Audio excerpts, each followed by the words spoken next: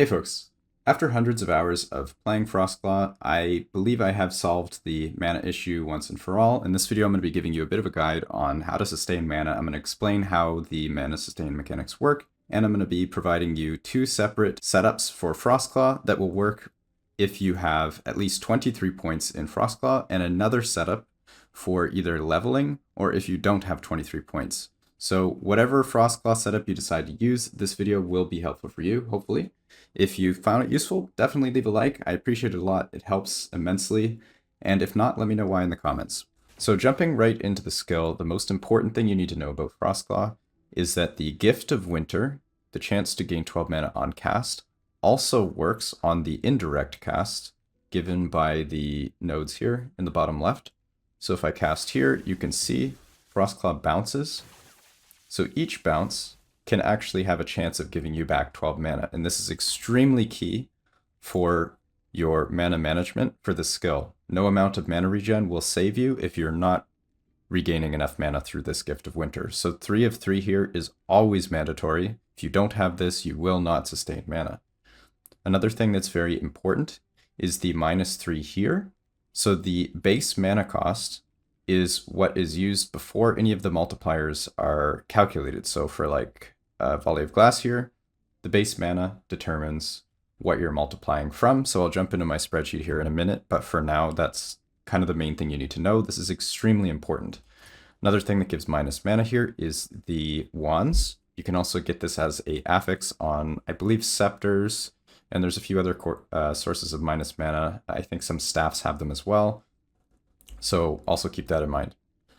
Jumping back to the tree, the Gift of Winter, so as I said, it's per indirect cast.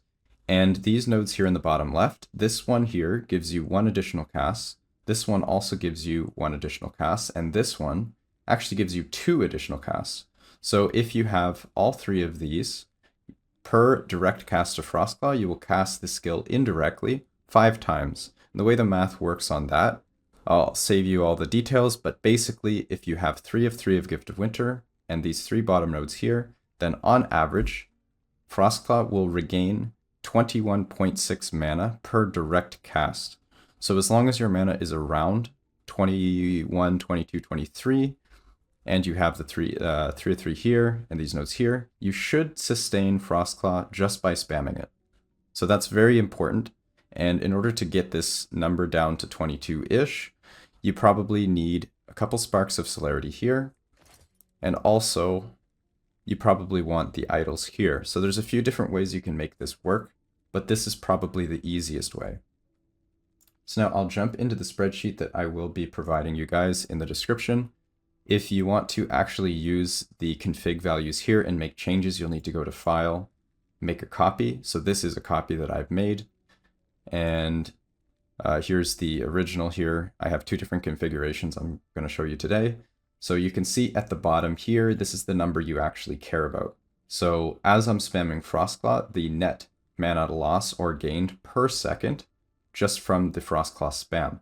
So this does not include mana regen. You'll have to calculate whatever your actual mana regen is separately. It's in the character sheet, but you can see if you'll be sustaining. So here, you can see with this configuration of Frostclaw, I'm actually gaining, on average, 2 mana per second. So if you change the skills here in this configuration, so say I don't have 3 of 3 Gift of Winter, say I only have 2 points, now I'm at -50, so completely unsustainable. A lot of people are struggling with that. They don't really understand why they instantly go out of mana. That is why. And another thing that's extremely important is the crack in the ice here. The one I said gives you 2 additional casts. If you don't have this, you can see there's only 3 total casts of Frostclaw. We're at -23 per second. So even if you have a lot of mana regen, that's also not sustainable. So it's very important that you have the additional cast nodes of Frostclaw and Gift of Winter. Everything else you could probably work around, but those are very important. I've also included here the cast speed. This is from your character sheet, so this determines how many actual casts per second you have. Higher cast speed means that if you are at a mana deficit, it will be more difficult to manage. So in theory, if your cast speed is very low and you have a lot of mana regen, then you can probably sustain a deficit on your Frostclaw. But for now, we'll not worry about that. And what I found was actually pretty interesting. So with my current setup here, this requires 24 points in Frostclaw. You can actually do it with 23. So if I do here 1 point of celerity, so this node right here, if I take this out, this would be 23 Frostclaw. So if you only have 23, so say for example, you have a Twisted Heart with no LP Slam on it, and you have a Enigma, and you have an Unstable Core, you would be at level 23. This is what you would use for your setup. And you can see with this setup, you'll be at about -7 per second, depending on your cast speed. And you can make up for that with mana regen. So the base should be around 10 or 11, and this is okay. So you can use this setup if you have 23 points. If you have less than 23, you can consider some of these alternatives. So like the Vilatria's Set Helmet, that can take you up to 23 if you're only at 22 or something. You can also run the Omnis Amulet, that will give you another point. But yeah, other than that, if you can't get to 23 points, then I have an alternate setup for you that you can use that involves dropping Volley of Glass. So this is what that alternate setup would look like. So you notice here I've taken out Volley of Glass, and that means that this is currently a level 20 Frostclaw. You see I have 4 unspent points here, and this setup will actually work completely fine with the Nova Frostclaw build. So for the builds that depend on the shotgunning mechanic, so you need to actually hit with Frostclaw, this is not a viable option because you lose like 80% of your damage. But with the Nova Frostclaw, the Volley of Glass does not actually give us extra Novas. So you can see here in this node here, Elemental Nova Chance per cast. The additional projectiles does not give you extra Novas. So by taking these two nodes out, we only lose roughly 30-ish% of our single target damage. And that's on stationary targets where you're hitting every hit. So worst case scenario, you lose about 30% single target for Nova Frostclaw, but the amount of mana that you gain allows you a lot of flexibility. So here is the actual setup for that. I will provide this alternate setup as well. So you can see here I have my cost is 19.69 with a level 20 Frostclaw. All I have is the 2 idols. I have 0 points in celerity. I actually unspec'd Frozen Rain, so you can see here I don't even have the 2 points here, so that saves me another 2 points. I need nothing in celerity, so that's really good. This is also good for Fire Frostclaw, because you lose 1 point here from the Enigma Catalyst. So this is a pretty good option for you. And also if you're leveling your Frostclaw and you aren't high enough level to use some of the uniques that you need, you can also do this. This is completely fine. So just take these 2 nodes out, and then you can reallocate them. If you do also have extra points, I would suggest putting them in here for the cast speed. So cast speed is really good. And then Shiver Shell here is also good. And if you're not running these 2 nodes here, you can even pick up Frozen Malice, and your mana cost will still be fine. So as you can see here, I do have Frozen Malice activated. All I'm missing is Hand of Merditis and Volley of Glass. So everything here is totally fine. You don't need Frozen Rain. And you can even take away your idols.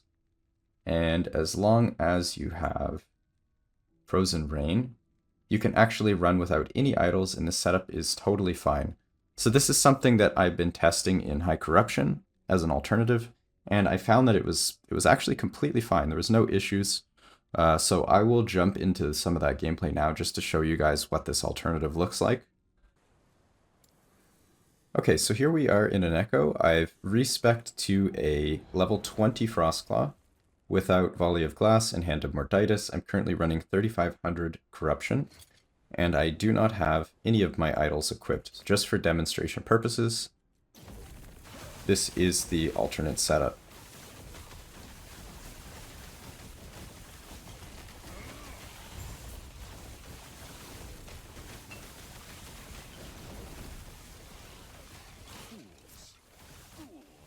So even with my gear, I have pretty high cast speed. chances are you won't have this much cast speed unless your gear is completely min-maxed. So your mana sustain would probably be even better than mine. And you probably would also have the idols too. I only took them out for the sake of demonstration. But as you can see, the mana situation is completely fine, even as I spam.